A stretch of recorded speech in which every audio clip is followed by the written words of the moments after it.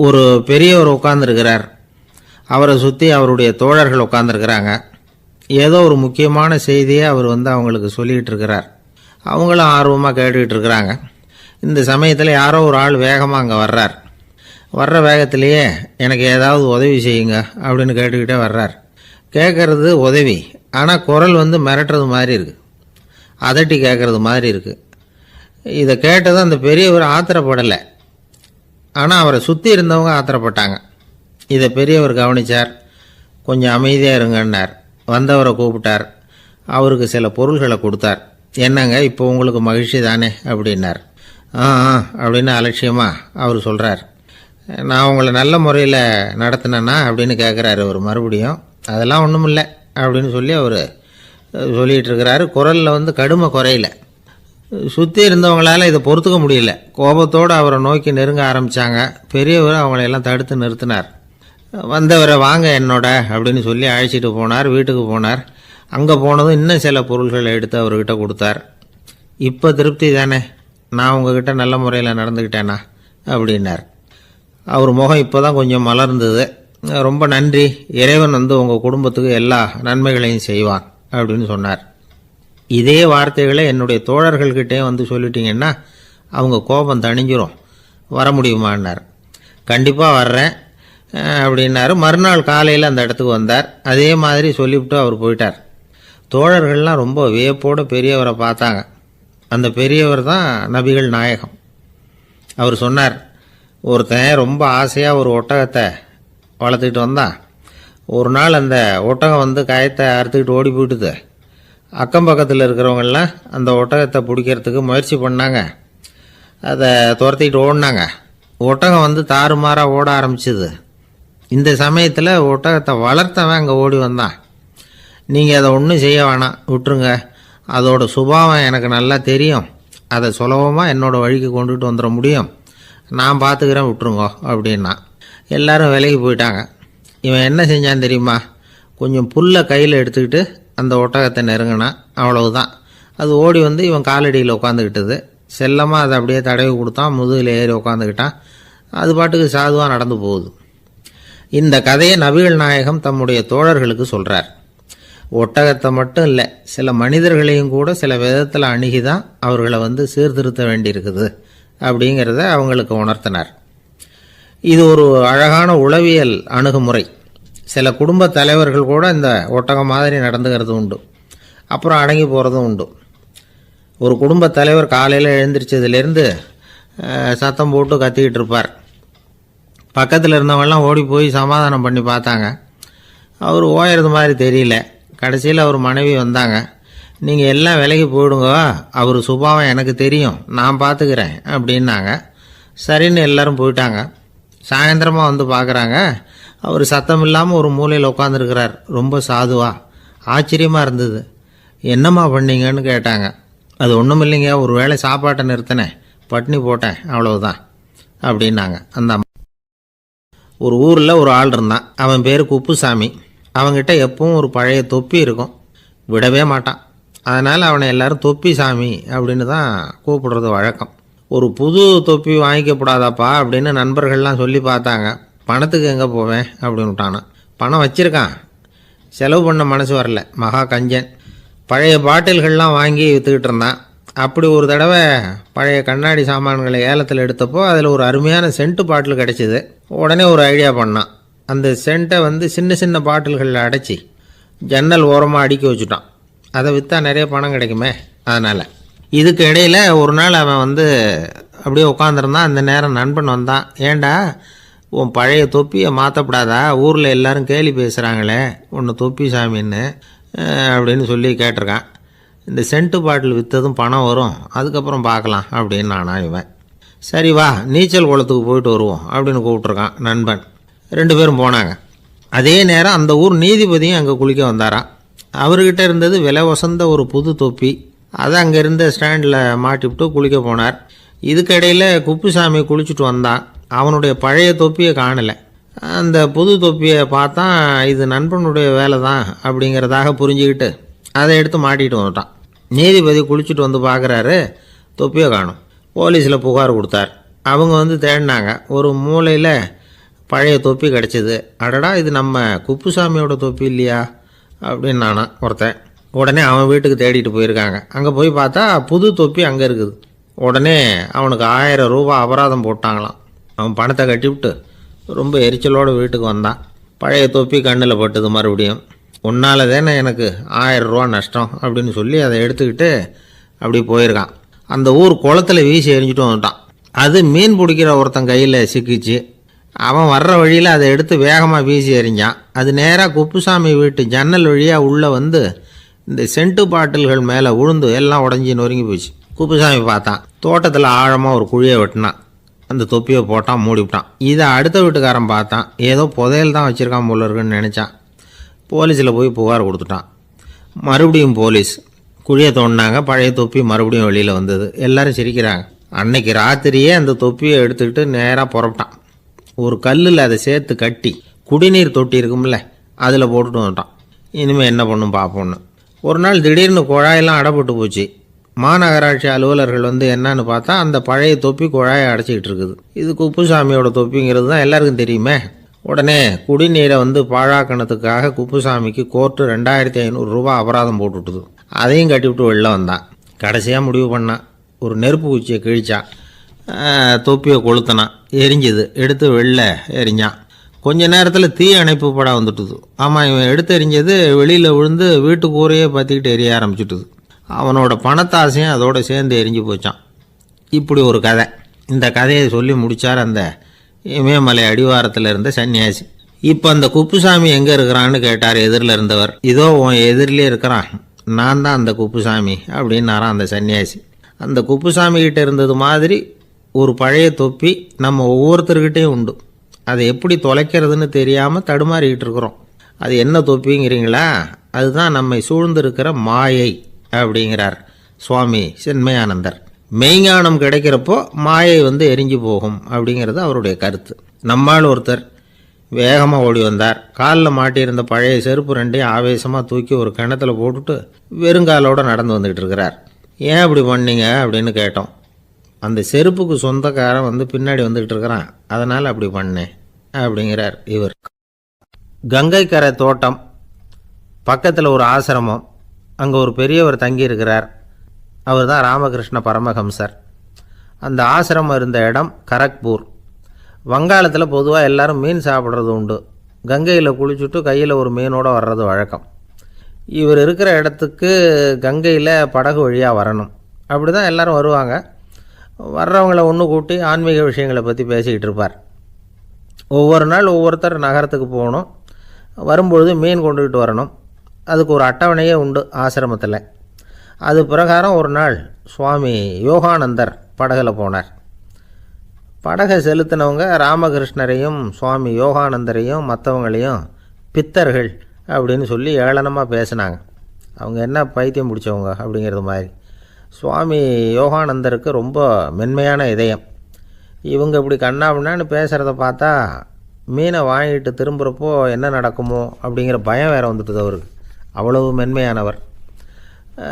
இதை தெரிஞ்சுக்கிட்ட ராமகிருஷ்ணர் யோகானந்தா இங்கே வா அப்படின்னு கூப்பிட்டார். இவர் கண்ணீரை தொடச்சிக்கிட்டே கிட்ட போனார். சொன்னார், ஐயா, படகு ஓட்டுறவங்க உங்களை பற்றி மோசமாக பேசுகிறாங்க. என்ன திட்டினா பரவாயில்ல, ஆனால் உங்களை அவங்க திட்டுறாங்க, அதை என்னால் தாங்கிக்க முடியல அப்படின்னார். இதை கேட்டதும் ராமகிருஷ்ணருக்கு கோபம் வந்துட்டு தான். என்னது, உன்னுடைய குருவை பற்றி அவங்க மோசமாக பேசும்பொழுது நீ சும்மா இருந்தியா? வெளியில் போ அப்படின்னு விட்டார். குரு நிந்தனை செய்கிறப்போ அதை கேட்டுக்கிட்டு சும்மா இருக்கலாமா? குரு நிந்தனையை கேட்டால் பாவம் இல்லையா? என்னை தூற்றும் போது அவங்க வந்து பாவம் செய்கிறாங்க, அதை கேட்டுக்கிட்டு நீ சும்மா இருந்தால் நீயும் பாவம் செய்கிற அப்படின்னாராம். அடுத்த நாள் சுவாமி நிரஞ்சனானந்தர் போக வேண்டிய நாள். இவர் படகுல போகும்பொழுதும் அதே மாதிரி நடந்து தான். அவங்க மோசமாக பேச ஆரம்பித்தாங்க, திட்ட ஆரம்பித்தாங்க. அப்படி கேலி பண்ண ஒருத்தனை இவர் என்ன பண்ணார், பலார்னு கன்னத்தில் அரைஞ்சிட்டார். இன்னொருத்தனை கங்கையில் தூக்கி எறியறதுக்கும் தயாராகிட்டார். அதுக்கப்புறம் அவங்க யாரும் வாயை திறக்கலை. மீன் வாங்கிட்டு வர்றப்பவும் படகுல ஒரே அமைதி. அவ்வளவு பயம் அவங்களுக்கு. ராமகிருஷ்ணர் கூப்பிட்டு விசாரித்தார் என்ன நடந்ததுன்னு. இவர் சொன்னார், அவர் யோகானந்தா போகும்பொழுது என்ன நடந்ததோ அப்படியே தான் இப்பவும் நடந்தது. குரு நிந்தனை செய்கிறத கேட்டுக்கிட்டு நான் சும்மா இருப்பேனா? ஒருத்தனை அப்படியே அரைஞ்சுட்டேன், இன்னொருத்தனை ஆற்றுல தூக்கி போட்டுருவேன்னு பயமுறுத்தினேன், அவ்வளவுதான் அப்படின்னாராம். இப்போவும் ராமகிருஷ்ணருக்கு கோபம் வந்துட்டு தான். என்ன இது, அணியறது காஷாயம், இருக்கிறது ஆசிரமம், உனக்கு இவ்வளவு கோபம் வந்ததுன்னா அப்புறம் என்னத்துக்கு ஆசிரமத்தில் இருக்கணும், பிரம்மச்சாரி எப்பவும் அமைதியாக இருக்கணும் அப்படின்னு அறிவுரை சொன்னாராம் ராமகிருஷ்ணர். அப்போ இவர் கேட்டாராம், ஏங்க அவருக்கு ஒரு விதமான அறிவுரை சொன்னீங்க, எனக்கு வேறு விதமாக அறிவுரை சொல்கிறீங்க, இதில் எது உண்மை அப்படின்னு கேட்டிருக்கார்.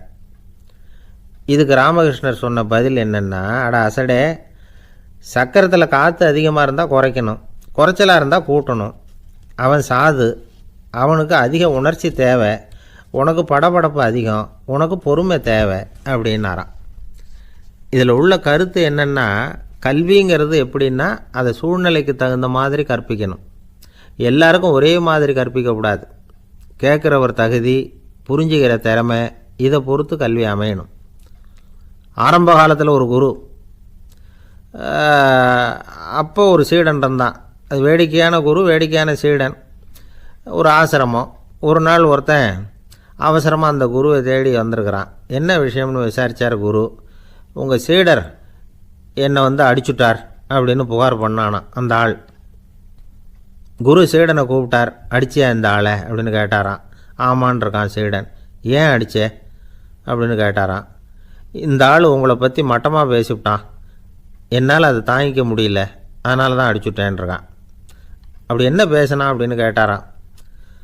உன்னுடைய குருநாதர் இப்போல்லாம் அர்த்தமில்லாமல் பேச ஆரம்பிச்சுட்டார் அப்படின்னு சொல்லிவிட்டான், அதனால தான் அடிச்சுட்டேன் அப்படின்னானா. அதுக்காக அடித்தே அப்படின்னாரான். நான் அதுக்காக அடிக்கலை குருவே, இப்போல்லாம் நீங்கள் அர்த்தம் இல்லாமல் பேசுகிறதாக அவன் சொல்கிறான், அப்படின்னா இதுவரைக்கும் நீங்கள் அர்த்தத்தோடு பேசினதாகத்தானே அர்த்தம், அது தப்பு தானே, அதனால தான் அடித்தேன் அப்படின்னு. நிறைய பணம் சேர்த்தான். அவனுக்கு சம்பாதிக்க தெரியுமே தவிர செலவு பண்ண தெரியாது. மகா கஞ்சன். காசை கையில் எடுக்கவும் மாட்டான். எடுத்தால் செலவு செய்ய வேண்டியிருக்குமே, அதனால் இப்படியே அவன் காலத்தை ஓட்டி விட்டான். வயசாகிட்டுது.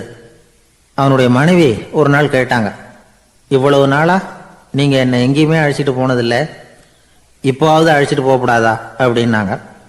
எங்கே போகணும் சொல்லுன்னா. காசிக்கு போகணும், கங்கையில் குளிக்கணும்னாங்க. இவன் பார்த்தான், இதுக்கு ஏன் அவ்வளவு தூரம் செலவு பண்ணிட்டு போகணும், நம்ம ஊர் ஆற்றுலேயே குளிக்கலாமே, இதுவும் புண்ணிய நதி தான், இங்கே குளித்தா அங்கே குளித்த பலன் கிடைச்சிரும் அப்படின்னா. சரின்னு 2 பேரும் ஆத்தங்கரைக்கு போனாங்க. அன்னைக்கு ஏதோ விசேஷம், நிறைய கூட்டம், நிறைய பேர் குளிச்சுக்கிட்டு இருக்கிறாங்க. கரையில் சில புரோகிதர்கள் நின்றுக்கிட்டு இருக்கிறாங்க. குளிக்கிறதுக்கு முந்தி அவங்கக்கிட்ட உட்காந்தா ஏதோ மந்திரம்லாம் சொல்லுவாங்க, கொஞ்சம் காசு கொடுக்க வேண்டியிருக்கும். அதனால் இவன் என்ன பண்ணான், ஆத்தங்கரையிலேயே கொஞ்சம் தூரம் போனான். ஊரை விட்டு தள்ளி வந்துட்டான், அங்கே யாருமே இல்லை. அப்பாடான்னு சந்தோஷப்பட்டான், குளிக்கலாம்னு புறப்பட்டான். இந்த நேரம் கடவுள் பார்த்தார், இந்த கஞ்சனுக்கு ஏதாவது புத்தி போகட்டணும் அப்படின்னு நினைச்சார். உடனே ஒரு புரோகிதர் மாதிரி உருவத்தை மாற்றிக்கிட்டு அந்த ஆள் முன்னாடி நின்னார். அவனுக்கு அதிர்ச்சி, இங்கே யாருமே இருக்க மாட்டாங்கன்னு நினச்சா இங்கேயுமே ஒரு ஆள் வந்துட்டாரு, என்ன பண்ணுறதுன்னு யோசனை பண்ணான். புரோகிதர் உருவத்தில் இருந்த கடவுள் சொன்னார், இதை பாருங்க, இன்னைக்கு விசேஷ நாள், நீராடுறதுக்கு முன்னாடி சுயகல்பம் பண்ணிக்கிறது ரொம்ப நல்லது அப்படின்னார். என்கிட்ட பணம் எதுவும் இல்லையேன்னா. பரவாயில்ல, அப்புறமா கொடுங்க, வாங்கிக்கிறேன், ஆனால் ஒன்று, எவ்வளவு கொடுப்பீங்கிறத மட்டும் இப்போவே சொல்லிவிடுங்க அப்படின்னார். இவன் ரொம்ப யோசனை பண்ணான். ஒரு 10 பைசா தரேன் அப்படின்னா. சரின்னு ஒத்துக்கிட்டு எல்லா கிரியைகளையும் அவர் செஞ்சார். அதுக்கப்புறம் கணவனும் மனைவியும் ஆற்றுல குளிச்சாங்க. அவர் போயிட்டார். கொஞ்ச நாள் கழித்து அவன் வீட்டுக்கு வந்தார் கடனை வசூல் பண்ணுறதுக்கு. வாசலில் நின்றுக்கிட்டு இருந்த அவன் மனைவி இவரை பார்த்ததும் தயங்க ஆரம்பித்தாங்க. அந்த அம்மா கிட்ட விஷயத்த சொன்னார். அந்த அம்மா ஓடி போய் உள்ளே இருக்கிற தன்னுடைய கணவர்கிட்ட சொன்னாங்க. அவன் யோசனை பண்ணான், இப்போ வெளியில் போனால் அவனுக்கு 10 காசு கொடுக்க வேண்டியிருக்கும், அதனால் எனக்கு காய்ச்சல்னு அந்த ஆளுகிட்ட சொல்லிவிடு, இன்னொரு சந்தர்ப்பத்தில் என்னை பார்க்க சொல்லு அப்படின்னா. அந்த அம்மா போய் சொன்னாங்க. அப்படிங்களா, அப்படின்னா அவரை நான் உடனே போய் பார்க்கணுமே அப்படின்னு உள்ள நுழைய ஆரம்பித்தார். அவங்க மறுபடியும் இருங்க தான் வரேன்னு சொல்லிவிட்டு உள்ள ஓடி விஷயத்த சொன்னாங்க. இது ஏதுடா வம்பா போச்சு அப்படின்னு பார்த்தான். மனைவியை கிட்டத்தில் கூப்பிட்டான். இதோ பாரு, ஜன்னி கண்டு நான் இறந்து போயிட்டதா சொல்லிவிடு அப்படின்னா சொன்னாங்க. புரோகிதர் பார்த்தார். அப்படின்னா ஒரு வழியாக இருந்து அவருடைய இறுதி சடங்குகளையும் நானே முடிச்சுட்டு போயிடுறேன் அப்படின்னார். உள்ளே இருந்தவன் யோசனை பண்ணான், அந்த ஆள் என்ன விடமாட்டான் போல இருக்கு, அதனால் ஒரு சவப்பெட்டியில் என்னை வச்சு தூக்கிக்கிட்டு மயானத்துக்கு போங்க, பார்த்துக்கலாம் அப்படின்னா. புரோகிதரும் விடுற மாதிரி இல்லை, கூடவே நடந்து போயிட்டு இருக்கிறார். அங்கே இறக்கி சடங்குகளை முடிச்சுட்டு தீ வைக்கிற நேரம் பொட்டிக்குள்ளே இருந்த நம்ம ஆள் அலறி அடிச்சுட்டு வெளியில் ஓடி வந்தான். புரோகிதர் உருவத்தில் இருந்த கடவுள் சிரிச்சார், தன்னுடைய சுய உருவத்தை காட்டினார். அதுக்கப்புறம் அவனை கூப்பிட்டு, இதை பாருப்பா, ஏன் இப்படி அல்லாடுற, ஏதாவது வரம் வேணும்னா கேள்தரேன் அப்படின்னார். அவன் யோசனை பண்ணான். பகவானே, ஒரே ஒரு வரம் தான் உங்ககிட்ட கேட்கணும்னா. என்ன வேணும் கேளுன்னார். அந்த 10 பைசா தட்சணையை தள்ளுபடி பண்ணா போதும் அப்படின்னா. கடவுளும் சரின்னு சொல்லிட்டு போயிட்டார். இப்படி ஒரு கதையை சுவாமி சிவானந்தர் சொல்லியிருக்கிறார். செல்வந்தர்கள் பல பேர் இப்படித்தான் இருக்கிறாங்க. தாங்களும் அனுபவிக்க மாட்டாங்க, அடுத்தவங்களுக்கும் கொடுக்க மாட்டாங்க. இது மாதிரியான கஞ்சர்களுக்கு இந்த உலகம் இல்லை, அந்த உலகம் இல்லைங்கிறார் அவர். இந்த கதையில கடவுள் கடன் வசூலுக்கு வந்தது மாதிரி நம்ம ஊர் ஆள் ஒருத்தன் இன்னொருத்தர்கிட்ட 10 பைசா கடன் கொடுத்துட்டான். திருப்பி வாங்கறதுக்கு நடையா நடக்கிறான். கடைசியா கேட்டான், நீ எப்பதான் கடனை திருப்பி தரப்போற, அதை முடிவா சொல்லுன்னா. வர்ற வியாழக்கிழமை கண்டிப்பா கொடுத்துருவேன் அப்படின்னானா அவன். அன்னைக்கு நான் ஊர்ல இருக்க மாட்டேனே அப்படின்னானா இவன். அதனால என்ன, நானும் தான் அன்னைக்கு ஊர்ல இருக்க மாட்டேன் அப்படின்னானா. ஒரு காலத்துல பிரஷ்யா அப்படின்னு ஒரு தேசம் இருந்தது. இப்போ ஜெர்மனி இருக்குல்ல, இதோட பெரும்பகுதி ஒரு காலத்துல பிரஷ்யாங்கிற பேர்ல இருந்தது. அப்போ அதுக்கு அரசராக இருந்தவர் மகா ஃப்ரெடரிக், அதாவது ஃப்ரெடரிக் தி கிரேட் அப்படின்னு சொல்லுவாங்க. அந்த ராஜாவுக்கு ஒரு சந்தேகம், நாம் பல வகையான வரிகளை விதித்து வசூல் பண்ணுறோம், அப்படி பண்ணி வருமானம் குறைஞ்சிக்கிட்டே போகுதே, இதுக்கு என்ன காரணமாக இருக்கும்? இதுதான் அவருக்கு ஏற்பட்ட சந்தேகம். ஒரு சமயம் அந்த அரசர் தம்முடைய அமைச்சர்களையும் பிரபுக்களையும் தளபதிகளையும் கூப்பிட்டு ஒரு விருந்து வச்சார். விருந்து முடிஞ்சதும் அவங்கள பார்த்து இந்த சந்தேகத்தை கேட்டார். வரிகள் அதிகமாக விதித்து வருமானம் குறையறதுக்கு என்ன காரணம் அப்படின்னு கேட்டார். பல பேருக்கு இதுக்கு சரியாக பதில் சொல்ல தெரியல. அனுபவசாலியான ஒரு தளபதி எழுந்திரிச்சார். அரசே, அது எப்படிங்கிறத இப்போ உங்களுக்கு காட்டுறேன்னார். உடனே ஒரு பெரிய பனிக்கட்டி ஒன்று தன்னுடைய கையில் எடுத்தார். அதை அப்படியும் எப்படியும் திருப்பி பார்த்தார். அப்புறம் அடுத்தவர்கிட்ட கொடுத்தார். அவர் அதை அப்படியும் இப்படியும் திருப்பி பார்த்துட்டு அடுத்தபடியாக இருந்தவர்கிட்ட கொடுத்தார். இப்படியே இதை ஒவ்வொருத்தராக பார்த்துட்டு ஒவ்வொரு கையாக மாறி கடைசியில் மன்னர் கைக்கு போய் சேர்ந்தது. மன்னர் கைக்கு அந்த பனிக்கட்டி போய் சேர்ந்தப்போ அது கொஞ்சம் கொஞ்சமாக உருகி ஒரு பட்டாணி கடலை சைஸுக்கு ஆயிட்டுது. மன்னர் யோசனை பண்ணார், வரி அதிகமாக போட்டாலும் வந்து சேர்றது குறைவாக இருக்கிறதுக்கு என்ன காரணம் அப்படிங்கிறது அவருக்கு புரிஞ்சு போச்சு. காலம்தான் மாறிட்டு இருக்கே தவிர இந்த கையூட்டு வாங்குற பழக்கம் மாறினதாக தெரியல. இன்னொரு ராஜா இருந்தார். அவர் தன்னுடைய ராஜாங்கத்தில் லஞ்ச ஊழலே சுத்தமாக இருக்கக்கூடாது அப்படின்னு நினச்சார். அவர்கிட்ட பல்வேறு துறைகளுக்கும் பொறுப்பாக இருந்த பல பேரும் ரொம்ப சுத்தமாகவும் நேர்மையாகவும் இருந்தாங்க. ஒரே ஒருத்தர் மட்டும் எல்லார்கிட்டையும் லஞ்சம் வாங்கிட்டே இருந்தார். அவரை வேறு வேறு துறைகளுக்கு மாற்றி பார்த்தாரு. அந்த ராஜா என்னென்னமோ பண்ணி பார்க்குறாரு. எந்த வேலையை கொடுத்தாலும் அதுலேயும் லஞ்சம் வாங்கிறதுக்கு ஒரு வழியை உண்டு பண்ணிக்குவார் அந்த ஆள். ராஜாவுக்கு இது ஒரு பெரிய தலைவலியாக போட்டுது. இவர் என்ன பண்ணுறது, இவருக்கு என்ன வேலையை கொடுக்கறது, கொஞ்சம் கூட லஞ்சம் வாங்கிறதுக்கு சான்ஸே இல்லாத ஒரு வேலையை கொடுக்கணும் அப்படின்னு திட்டம் போட்டார். ஒரு நாள் அவருக்கு அந்த உத்தரவும் போட்டுட்டார். அதாவது அவருக்கு என்ன வேலைன்னா, கடற்கரையில் தான் அவருக்கு ஆஃபீஸ். அங்கேயே இருந்துக்க வேண்டியது. தினமும் எத்தனை கடல் அலை கரையில் வந்து மோதுது அப்படிங்கிறத கணக்கெடுத்து ராஜாவுக்கு தெரிவிக்க வேண்டியது. இதுதான் அவருக்கு வேலை. பேசாமல் அலையை எண்ணிட்டு உட்காந்துருக்கிட்டோம், அப்போவாவது அவர் லஞ்சம் வாங்குகிற சந்தர்ப்பம் இல்லாமல் போயிடும் அவருக்கு அப்படின்னு நினச்சார் ராஜா. இந்த ஆள் கடற்கரைக்கு போய் டியூட்டியில் ஜாயின் பண்ணிக்கிட்டார். ஒரே மாதத்தில் அங்கே சொந்தமாக ஒரு பிரம்மாண்டமான மாளிகை கட்டிவிட்டார். ராஜாவுக்கு இது பெரிய ஆச்சரியமாக போச்சு. அலையை என்ற வேலையில் அந்த ஆள் எப்படி பணம் சம்பாதிச்சார் அப்படின்னு விசாரித்து பார்த்தார் அக்கம் பக்கத்தில். அந்த ஆள் என்ன பண்ணியிருக்கிறாருன்னா, கடற்கரையில் போய் பொறுப்பை ஏற்றுக்கிட்ட உடனே அங்கே இருந்த மீனவர்கள்கிட்ட எல்லாம் இந்த கரையில் வந்து ஒரு நாளில் வந்து மோதுகிற அலைகள் எத்தனை அப்படின்னு கேட்டிருக்காரு. அது எப்படிங்க தெரியும்னு இருக்காங்க அவங்க. தினமும் அந்த எண்ணிக்கை தெரியணும். நம்ம ராஜாவுக்கு தினமும் அறிக்கை அனுப்பணும், டெய்லி ரிப்போர்ட்டு. தவறுனா நீங்கள் இந்த கடலில் போய் மீன் பிடிக்கிறதுக்கு ராஜாவோட அனுமதி கிடைக்காது அப்படின்ட்டுருக்காரு. உடனே மீனவர்களும் பயந்து போட்டாங்க. கடலுக்கு போகிறதுக்கு அனுமதி இல்லைன்னா பட்டினி கிடக்கிறது மாதிரி ஆகிடுமே. மெதுவாக அந்த ஆளுகிட்ட போனாங்க, காதோட காதாக சொன்னாங்க, ஐயா, எங்களால் வந்து கடல் அலையை வந்து எண்ண முடியாது. தினமும் எங்களால் முடிஞ்சதை உங்களுக்கு பணமாக கொடுத்துட்றோம். நீங்கள் தான் ராஜா கிட்ட சிபாரிசு பண்ணி நாங்கள் தொடர்ந்து மீன் பிடிக்கிறதுக்கு அனுமதி வாங்கி கொடுக்கணும் அப்படின்னு வேண்டிக்கிட்டாங்க. பணம் தினமும் வந்து சேர ஆரம்பிச்சுட்டுது. பதவியில் மற்ற பதவியோட இந்த பதவி எவ்வளவோ மேல் அப்படின்னு நினச்சிட்டோம் அந்த ஆள். அது மட்டும் இல்லை, தயவு பண்ணி என்னை இந்த இடத்த விட்டு மாற்றி விடாதீங்க சார் அப்படின்னு வேற கேட்க ஆரம்பிச்சிட்டானா. ஒரு ஊரில் ஒரு ராஜா இருந்தார். அவர் ஒரு பூனை வளர்த்தார். ரொம்ப செல்லமாக அவர் அந்த பூனையை வளர்த்தார். அவர் என்ன பண்ணுவார் தெரியுமா? இரவு நேரத்தில் அந்த பூனையோட தலையில் ஒரு விளக்க வச்சிருவார். அந்த பூனை ரொம்ப ஜாக்கிரதையாக அந்த விளக்கு கீழே விழுந்துடாமல் பார்த்துக்கும். தலையை ஆட்டாமல் ரொம்ப நிதானமாக ராஜா பின்னாடி நடந்து போய்கிட்டே இருக்கும். அந்த விளக்கு வெளிச்சத்தில் எல்லா வேலைகளையும் செஞ்சிருவார். கையில் ஒரு விளக்கை தனியாக எடுத்துகிட்டு போக வேண்டிய அவசியமே இல்லை. விளக்கை தூக்கிட்டு போகிற வேலையை அந்த பூனை பார்த்துக்கும். அதனால் ராஜாவுக்கு அந்த பூனை மேலே ரொம்ப பிரியம். மந்திரிகளையெல்லாம் கூப்பிட்டு அவங்கக்கிட்ட சொல்லுவார், பார்த்தீங்களா இந்த பூனை எவ்வளவு விசுவாசமாக நடக்குது, என் பேரில் எவ்வளவு மரியாதை பார்த்தீங்களா அதுக்கு அப்படிம்பார். இதை கேட்டுவிட்டு அங்கேருந்து அமைச்சர்களில் ஒருத்தர் சொன்னார், மன்னா நீங்கள் சொல்கிறது சரிதான், இருந்தாலும் இந்த பூனையோட விசுவாசத்தை நாம் கொஞ்சம் சோதித்து பார்க்க வேண்டியிருக்கு அப்படின்னாராம். சரி, உங்கள் ஆசையை ஏன் கெடுக்கணும், நல்லா சோதிச்சு பாருங்க அப்படின்னு சொல்லிவிட்டார் ராஜா. உடனே அந்த அமைச்சர் என்ன பண்ணார் தெரியுமா? எங்கேயோ புறப்பட்டு போனார். ஒரு 5-6 எலிகளை பிடிச்சிக்கிட்டு வந்தார். அரண்மனையில் ராஜா ஏதோ வேலை பார்த்துக்கிட்டு இருக்கிறாரு. பக்கத்தில் அந்த பூனை ரொம்ப பணிவாக நின்றுக்கிட்டு இருக்குது. அது தலையில் விளக்கு எரிஞ்சிக்கிட்டு இருக்கு. அமைச்சர் தான் பிடிச்சிக்கிட்டு வந்த எலிகளை அந்த பூனை பார்வையில் படுறது மாதிரி எதிரில் விட்டார். அந்த எலிகள்லாம் அங்கேயும் இங்கேயும் ஓட ஆரம்பிச்சிது. அதை பார்த்தது பூனை, அவ்வளவுதான். தலையில் இருக்கிற விளக்கை பற்றியும் கவலைப்படலை, ராஜாவை பற்றியும் கவலைப்படல. ஒரே பாய்ச்சலாக பாஞ்சு எலிகளை துரத்த ஆரம்பிச்சுட்டுது. தலையில் இருந்த விளக்கு எங்கேயோ போய் விழுந்தது, அணைஞ்சு போச்சு. இருட்டில் ராஜா தடுமாற ஆரம்பிச்சுட்டார். இந்த சமயத்தில் அந்த அமைச்சர் மறுபடியும் விளக்கை ஏற்றினார். வெளிச்சம் வந்தது.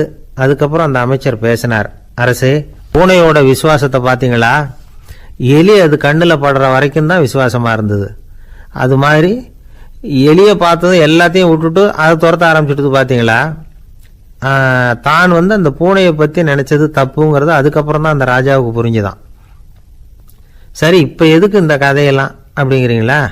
இந்த பூனை மாதிரி தான் நம்ம மனசும். மனசை எவ்வளவு தான் பயிற்சி கொடுத்து பக்குவமாக வச்சுருந்தாலும் பார்க்குறதுக்கு பரமசாது மாதிரி தான் இருக்கும். பார்க்க வேண்டியதை பார்த்துட்டுதுன்னா பாஞ்சிரும். இந்த பூனை மாதிரி புலன் இன்ப பொருள்கள் கிட்டாத வரைக்கும் மனம் அடங்கி இருக்கிறது மாதிரி தான் தெரியும். கொஞ்சம் வாய்ப்பு கிடைச்சாலும் அது குதிக்க ஆரம்பிச்சிடும், தப்பு பண்ண ஆரம்பிச்சிடும். பெரிய பெரிய முனிவர்கள் வாழ்க்கையில் நடந்த வீழ்ச்சி இதை தான் நிரூபிக்குது. புலன்களின் ஆற்றல் அதிகம். அதனால் மனக்கட்டுப்பாடு பயிற்சிகளில் ரொம்ப எச்சரிக்கையாக இருக்கணுங்கிறார் சுவாமி சிவானந்தர். மது பழக்கத்தையே விட்டுவிட்டேன்னு உறுதியாக இருப்பான். கடை கண்ணில் பட்டுவிட்டதுன்னா கால் அவனை கேட்காமலே இழுத்துக்கிட்டு உள்ளே போயிடும். இதுதான் மனசுங்கிறது. அதுதான் அந்த ராஜா வளர்த்த பூனை. நம்மால் ஒருத்தன் அந்த ராஜா பூனை தலையில் விளக்க வச்சது மாதிரி இவன் தன்னுடைய தலையிலேயே ஒரு விளக்கை ஏற்றி வச்சுக்கிட்டு என்னத்தையும் தேட ஆரம்பித்தான். தேடிக்கிட்டு இருக்கிறான். தலையை ஆட்டாமல் நிதானமாக நடந்து ரொம்ப நேரமாக தேடிட்டு இருக்கிறான். அந்த சமயம் அங்கே வந்த ஒருத்தர், என்னத்தை தேடுறீங்கன்னு கேட்டார். அதுதான் மறந்து போச்சு அப்படின்னு இழுத்தான். சரி, கொஞ்சம் இப்படி உட்காருங்க, ஞாபகம் வந்ததும் தேட ஆரம்பிக்கலாம் அப்படின்னார் அவர். இவன் கொஞ்ச நேரம் உட்காந்து யோசித்தான். அப்புறம் திடீர்னு எழுந்திரிச்சான். ஞாபகம் வந்துட்டுதுன்னா. என்னன்னு கேட்டார். எங்கள் வீட்டில் இருந்த விளக்கை எங்கே வச்சேன்னு தெரியல, அதை தான் தேடிக்கிட்டு இருக்கிறேன், ஏற்றி வைக்கலாம்னு பார்க்குறேன் அப்படின்னா. ஒருத்தர் ரொம்ப கவலையோடு உட்காந்துருந்தார். எதை பற்றி சார் கவலைப்படுறீங்கன்னு கேட்டோம். எதிர்காலத்தை பற்றி கவலைப்படுறேன்னார். ஏன்னு கேட்டோம். என்ன பண்ணுறதுன்னே தெரியல சார், எதிர்காலம் ஒரே இருட்டாக இருக்குது, பாதையே புரியலன்னார். இன்றைக்கி நம்ம இளைஞர்கள் பல பேருக்கு எதிர்காலம் இருட்டாக தான் தெரியுது. அவங்கெல்லாம் இந்த கதையை கொஞ்சம் கேட்கணும். ஒரு மலை அடிவாரத்தில் ஒரு சின்ன கிராமம். அந்த மலை ரொம்ப உயரமானது. அடர்த்தியாக செடி கொடிகள் மரங்கள் அதில் மண்டி கிடக்குது. பகல் வேளையில் இருட்டாக தான் இருக்கும், அவ்வளோ அடர்த்தி. அந்த மலை உச்சியில் ஒரு கோவில். நாள் ராத்திரியே புறப்பட்டாதான் காலையில் அந்த கோவிலுக்கு போய் சேர முடியும். கிராமத்து இளைஞன் ஒருத்தன் அந்த மலை உச்சிக்கு போக வேண்டியிருந்தது. கையில் ஒரு விளக்கை எடுத்துக்கிட்டு நாள் ராத்திரியே புறப்பட்டான். புறப்பட்டு போனவன் கிராமத்து எல்லையிலேயே நின்றுட்டான். ஏன் தெரியுமா?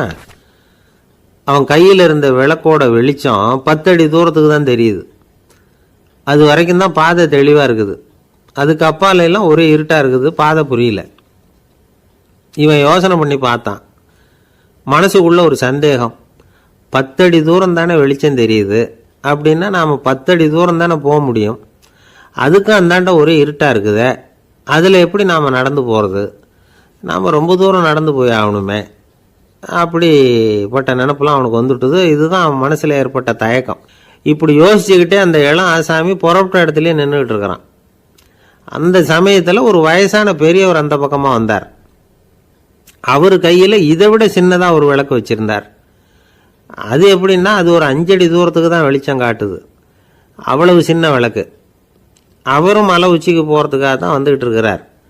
அவரை பார்த்து இவன் கேட்டான், என்ன பெரியவரே, இவ்வளவு சின்ன விளக்கை வச்சுக்கிட்டு அவ்வளவு தூரத்துக்கு எப்படி மலையேற போகிறீங்க அப்படின்னு கேட்டான். நீ ஏன் இப்படி தயங்கிட்டே நிற்கிறேன்னு கேட்டார் பெரியவர்.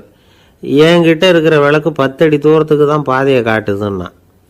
இப்போ பெரியவர் சொன்னார், தம்பி, உன் கையில் இருக்கிற விளக்கு கொடுக்குற வெளிச்சத்தை வச்சு நீ முதல்ல 10 அடி தூரம் முன்னாடி போ. 10வது அடியில் போய் நின்றுக்கிட்டு பாரு. மறுபடியும் ஒரு 10 அடி தூரத்துக்கு பாதை தெரியும். இப்படி உன் கையில் இருக்கிற விளக்கு தொடர்ந்து வெளிச்சம் காட்டிக்கிட்டே இருக்கும். நீ முன்னேற முன்னேற அந்த வெளிச்சமும் முன்னேறும்.